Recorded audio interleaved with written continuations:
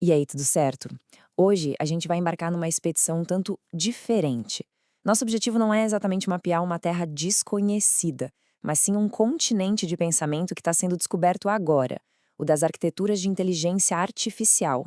A ideia aqui é tratar essas arquiteturas não como código, mas como espécies em evolução, sabe? Cada uma com sua própria anatomia, sua própria história.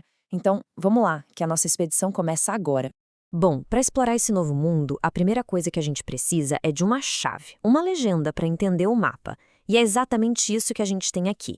Esses são os componentes básicos de qualquer espécime que a gente vai encontrar. Os nós de entrada, que são como os sentidos, eles percebem o ambiente. Os nós ocultos, que é onde a mágica acontece, o processamento abstrato. E, claro, os nós de saída, que tomam a decisão final. As linhas que conectam tudo são os pesos. Pense neles como a força da memória da rede. Essa aqui é a gramática básica da nossa jornada. Então tá. Nossa expedição começa lá no início de tudo, na primeira era, a da linearidade. É aqui que a gente encontra a forma mais antiga, mais simples de neurônio artificial, o ponto de partida de toda essa linhagem evolutiva. E aqui está ele, o Perceptron, de 1958. Pense nele como se fosse um organismo unicelular do mundo da IA. O mecanismo dele é incrivelmente simples, sério. Ele recebe informações, pondera cada uma delas e decide se dispara ou não. O resultado prático disso, ele cria uma fronteira de decisão, uma única linha reta para separar os dados. Para problemas simples, até que funcionava, mas essa simplicidade toda era também a sua maior fraqueza. E aqui a gente vê o beco sem saída evolutivo dele. O famoso problema do Shor, ou exclusivo. Tenta imaginar. Você precisa separar dois grupos de pontos que estão tipo intercalados. Uma única linha reta simplesmente não dá conta. Essa falha, que foi demonstrada lá atrás por Minsky e Tappert, basicamente mostrou que o Perceptron não era suficiente. A computação precisava evoluir. Precisava de profundidade. E foi essa necessidade, essa pressão para superar a linearidade, que levou à primeira grande mutação na nossa árvore evolutiva: a invenção da profundidade. Foi o salto que permitiu a IA começar a entender o mundo de uma forma hierárquica. O interessante aqui é ver como a solução apareceu. Ao adicionar mais e mais camadas ocultas entre a entrada e a saída, a rede, de repente, ganhou a capacidade de construir abstrações. A primeira camada talvez aprenda a ver bordas simples. A segunda, usando essas bordas, já consegue ver padrões, como olhos e narizes. A terceira, combinando esses padrões, finalmente reconhece um conceito completo, como um rosto. É como se a gente estivesse empilhando lentes, sabe? Cada uma refinando a visão da anterior. Então, o ponto crucial é este. O modelo deixa de ser só um mapeador direto que liga uma entrada a uma saída. Ele começa, de fato, a construir uma hierarquia para representar o mundo. E é isso, essa abstração em camadas, que é o nascimento da cognição mecânica como a gente conhece. Um passo fundamental, sem dúvida. E a nossa jornada continua. Depois de conquistar a profundidade, a inteligência artificial enfrentou desafios novos. Desafios do ambiente. Não bastava mais entender padrões estáticos, parados. Era preciso compreender sequências, coisas que acontecem ao longo do tempo. E também objetos no espaço.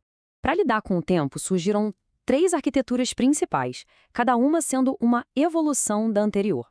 A primeira foi a RNN, que usava um loop bem simples para tentar manter a memória, mas ela sofria de amnésia, esquecia informações em sequências mais longas. Para resolver isso, criaram a LSTM, que introduziu portões de controle bem complexos. E, finalmente, a GRU, que surgiu como uma versão mais eficiente, mais otimizada da LSTM. Vamos dar uma olhada de perto nesses diagramas. À esquerda, a RN com aquele loop simples. Dá para ver como a informação circula, mas ela vai se enfraquecendo a cada passo.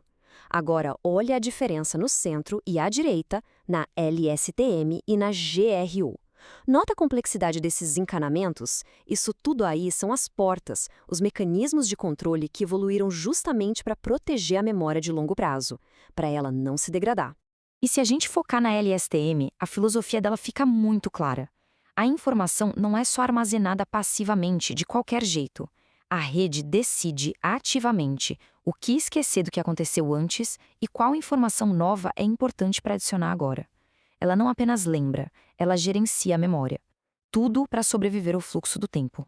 E para conquistar o espaço? Qual foi a solução? A resposta foi a rede neural convolucional, a famosa CNN. O problema era que conectar cada neurônio a cada pixel de uma imagem era impossível computacionalmente falando. A mutação genial foi usar pequenos filtros que deslizam pela imagem, tipo uma lupa procurando por texturas e bordas. E o grande salto evolutivo, a tal da invariância de translação, ou seja, um gato é um gato, não importa se ele está no canto superior esquerdo ou no centro da imagem. A gente já mapeou arquiteturas que analisam o mundo.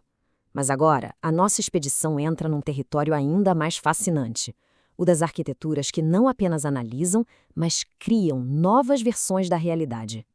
É o nascimento da imaginação artificial. E aqui a gente vê dois caminhos evolutivos bem distintos para essa tal de criação. De um lado, o autoencoder variacional, ou VAE.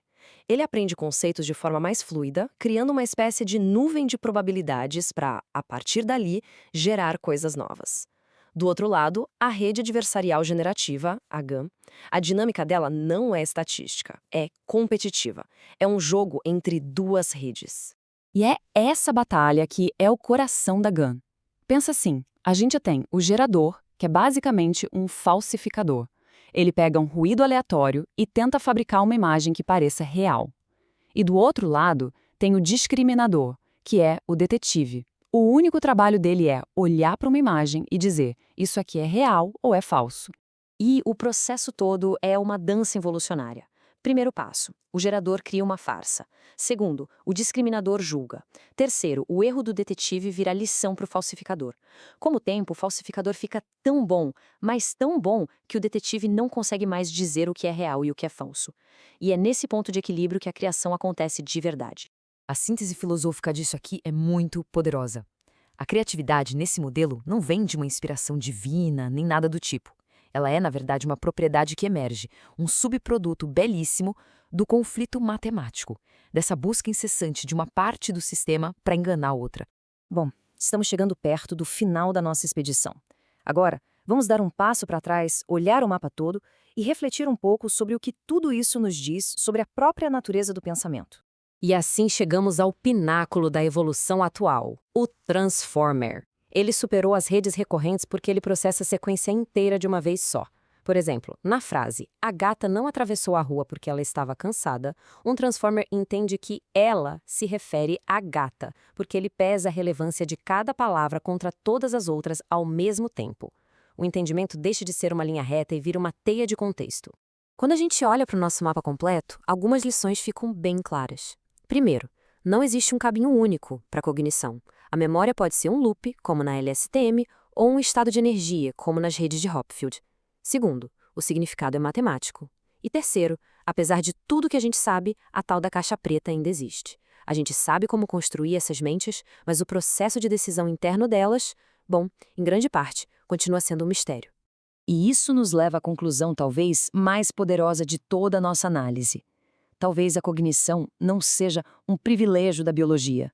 Talvez seja simplesmente um problema de estrutura, um desafio que pode ser resolvido por materiais diferentes, sob pressões evolutivas diferentes, seja em carbono como nós ou em silício. O que nos deixa com uma última pergunta. Uma pulga atrás da orelha para levar dessa jornada. Ao desenhar esse mapa, será que a gente está só construindo ferramentas melhores? Ou será que estamos de fato encontrando e documentando as primeiras formas de uma inteligência genuinamente alienígena, com maneiras totalmente diferentes de entender a nossa própria realidade? A exploração com certeza está longe de terminar. Valeu por acompanhar a gente até aqui.